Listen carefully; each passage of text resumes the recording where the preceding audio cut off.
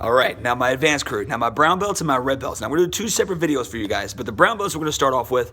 The brown belts, I want to go over all 4 of the stripes, the red, the white, the blue, and the black stripe that you guys have to know in order to graduate to your red belt. Now just keep in mind, this is very, very, very, very important. As a beginner and intermediate, when you guys were coming through the ranks, yes, we let a few things slide. You know, our main goal is to build confidence. We want to make sure that you guys are earning, you guys are achieving, and we want to make sure that you guys are getting the basic knowledge. Now, and I think you guys have done just that. You guys have got the basic knowledge. You guys are ready to step up to the advanced crew. Now, as an advanced student, that's where we really have the meat and potatoes of our program.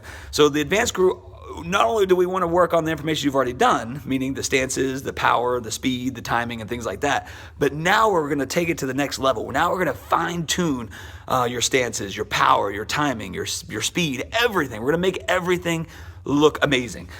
So our kind of role kind of changes a little bit as a martial arts student when we get to the advanced level, because we don't do the graduations every 3 months. So I think a lot of you guys know we do our graduations every 3 months for everybody. You as an advanced student, meaning a brown, red, and black belt candidate, you guys test a lot. It takes a lot longer to go from one belt to the next as an advanced student. So it takes on average, this is 6 to 9 months. 6 to 9 months on average. And I say that very, very, very, it's a very important way I'm saying that. It is on average. So some students might take a little bit longer.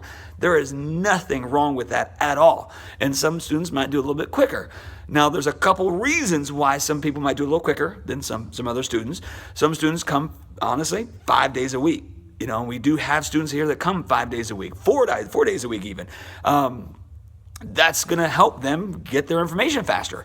That helps them get reinforced about what we're talking about. If you're coming twice a week, which is what we recommend, that's what we recommend, coming twice a week, it will require you to practice at home. Because again, just like with anything, even at school, you got to make sure that you guys are practicing what your teacher's talking about, just as we here at the school, you want to practice at home what we're talking about. That's going to be very, very, very important. So, like I said, on average, brown belt to red belt and red belt to black belt candidate takes 6 to 9 months. And again, so some people do it faster, some do it a little bit longer. So anyway, so I want to kind of go over the red stripe, red, blue stripe, all the information with you guys right now. So this is for the brown belts. We got to back up a little bit. I'm going to tell you what they are first, then I'm going to demonstrate them. So we have our downward knife hand strike, we have our back elbow strike, and then we have a reverse side kick. So that's for your red stripe. Those are the 3 things: downward knife hand strike, your back elbow, and then of course your reverse side kicks.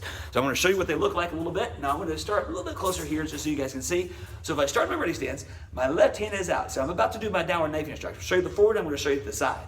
So when I step forward, my body turns sideways. Very important. So if you were to look for this hand, look, you can't see it because I got to make sure this hand pulls all the way back to my side.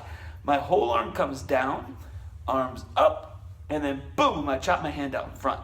Now that's from the front. Now from the side, this is what it looks like. So I put my hand out. Notice my whole body turns sideways. This hand's tucked all the way back in a tight fist on your side. My whole arm comes down, kind of like the face of a clock. So that's how I like to look at it. So I come down, this is 6 o'clock. Then I'm going to bring my hand up, boom, as it comes around, pow, and I chop my hand.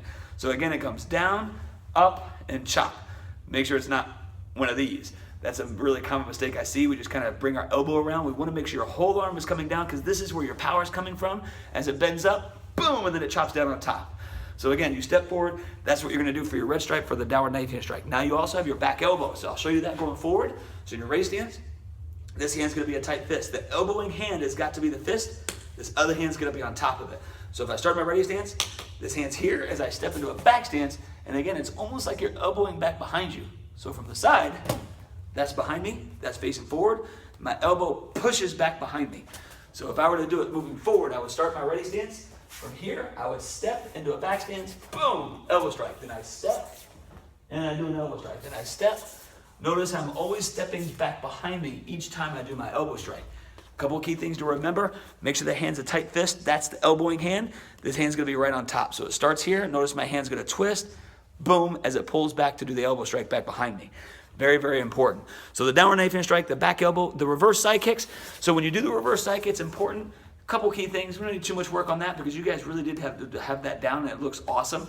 So when you do reverse side kick, you look over your back shoulder, you turn, see your target, you lift that back knee, side kick your foot, and then set it down in front of you.